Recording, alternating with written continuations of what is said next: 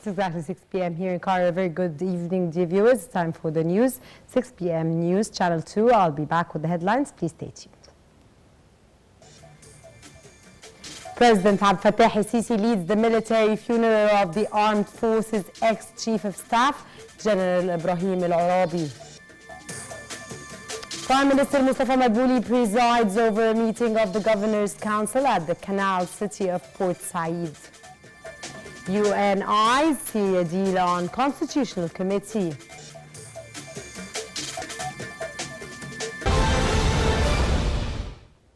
Welcome back. President Althanya al-Sisi today led the military funeral of the Armed Forces ex-Chief of Staff, General Ibrahim al-Arabi.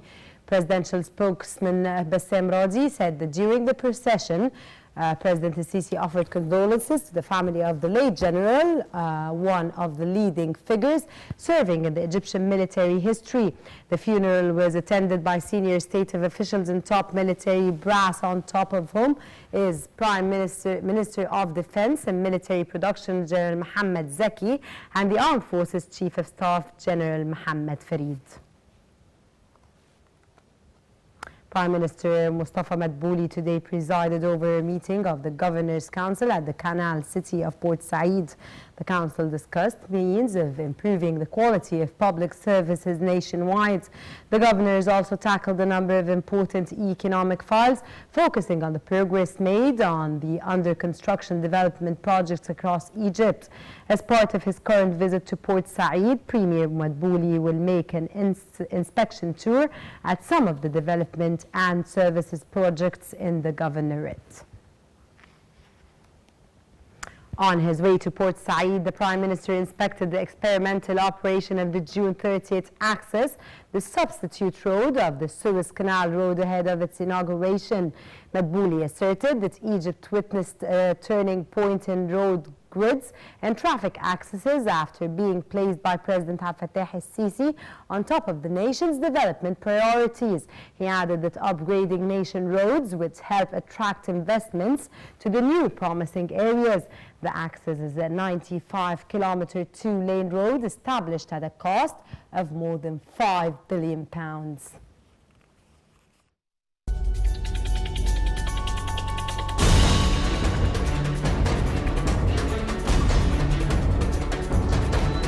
الدولة الوحيدة اللي واقفة على حيلها انتم. قد يكون في أخطاء، قلت لكم المشكلة كبيرة، والمشكلة دي أنا مش هقدر عليها لوحدي، لكن نقدر عليها كلنا.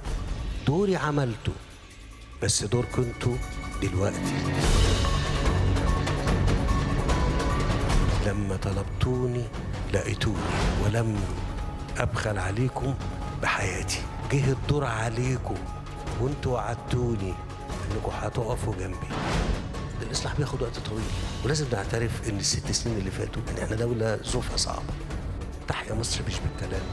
مفيش أي حل تاني غير إن احنا نشتغل. شايفة مستقبل أولادي، مستقبل أجيال كتيرة جاية في مصر. نقدر نعمل أكتر من كده، نقدر نجتهد، نقدر نعمل حاجات كتير في أرضنا. ما تتخلوش عن بالكم، أنا اخترت الطريق الصعب.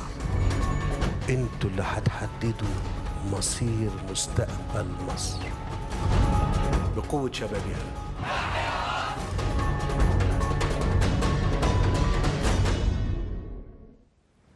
Foreign Minister Sameh Shoukry headed today to New York in preparation for President Althanya al-Sisi's participation in the high-level meetings of the 74th round of the United Nations General Assembly.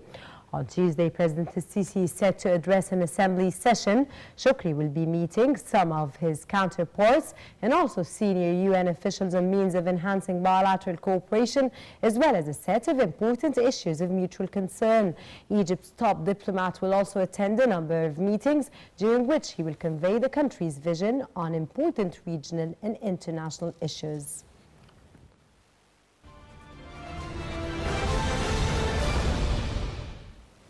United Nations chief said that the UN had clinched a deal between Syrian stakeholders on the lineup of a committee tasked with drafting a new constitution for the war-ravaged country. He added that UN Syria envoy is doing the final work with the parties in relation to the terms of reference, and we hope that this will be very soon concluded. Years of UN-sponsored peace negotiations have failed to end the conflict that erupted in 2011 and has focused his efforts, the UN Syrian envoy has focused his efforts on the creation of a constitutional committee.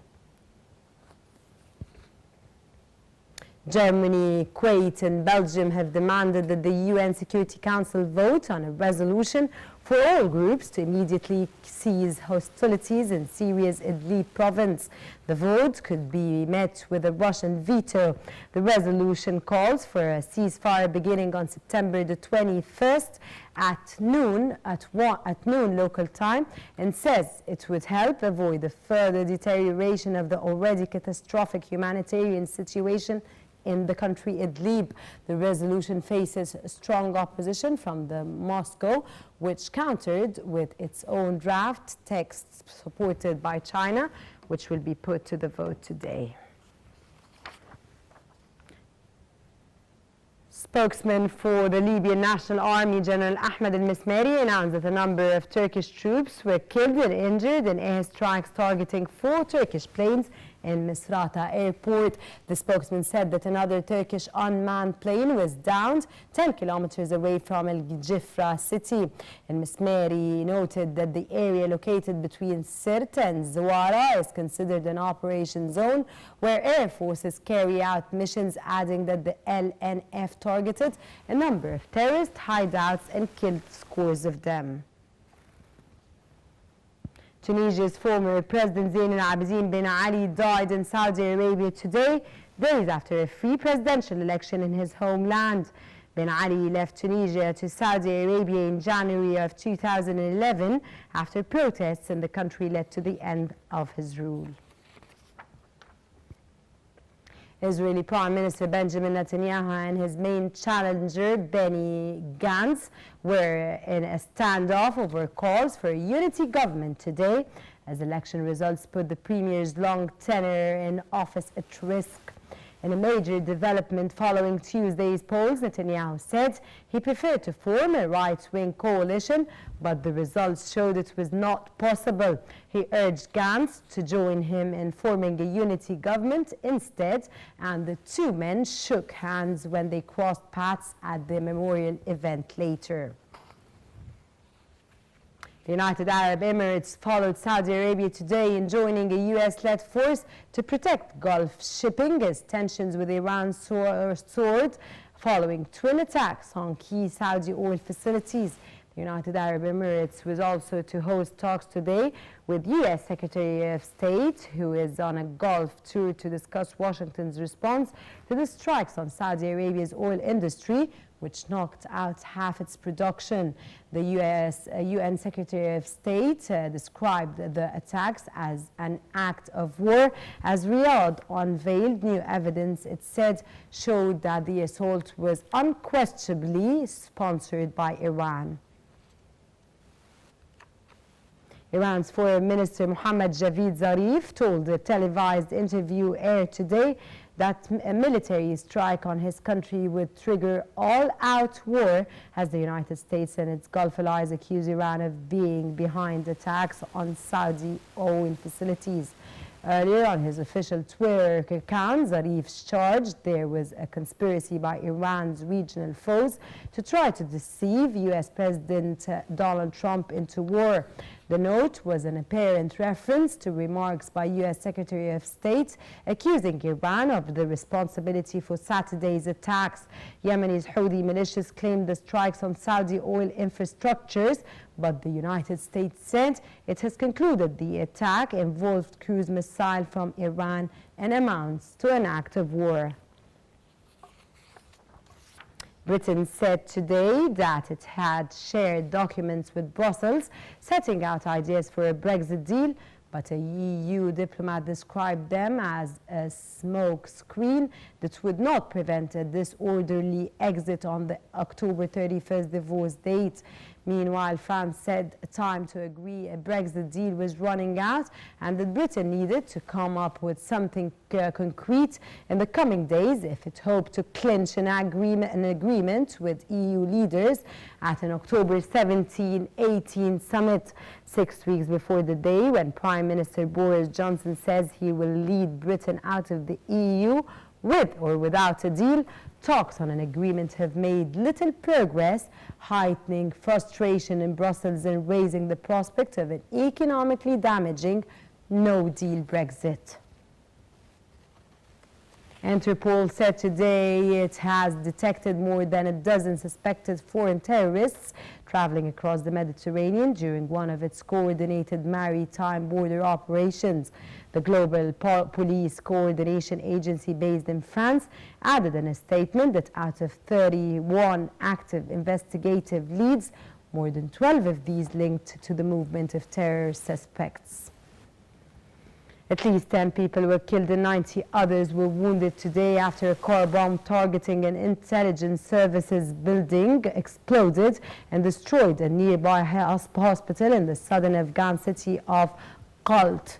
The blast in Zabul was just the latest in a string of deadly Taliban bombings across Afghanistan this week as violence intensifies after U.S. President Donald Trump ended talks with the insurgents over an American withdrawal from the country. The bombing was later claimed by Taliban.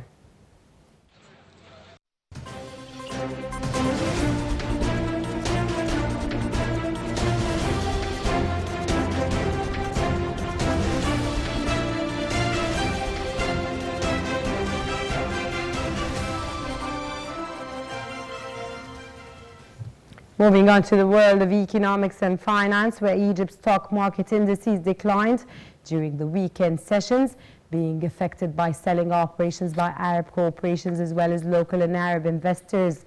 The benchmark EGX 30 index fell 0.1% to reach 14,741 points. The median capped index, EGX 70 index, and the more expanded EGX 100 index both edged lower, 0.2 and 0.1 respectively. The capped EGX 30 index was up 0.5%. World stock markets mostly rose today after the Federal Reserve cut interest rates but left the outlook unclear. In Europe, London stocks advanced 0.4%. The Frankfurt and the Paris stock markets gained 0.1 and 0.4%. Across Asia, Tokyo's Nikkei was up more than 1%. Shanghai rose 0.5%. Sydney and Seoul were each up 0.5%. Singapore added 0.1% and Wellington gained 0.2%. Taipei, Manila, Mumbai and Bangkok and Jakarta also fell. Moving on to the oil prices, where the oil markets were slightly higher today after the surge in prices at the start of the week caused by the attacks on Saudi Arabia oil sites. However, traders remain on alert for further developments, including the U.S. and Saudi response, with both putting the blame at Iran's door. Brent oil rebounded 2% and U.S. crude future ticked up 0.03% to $58.13 per barrel.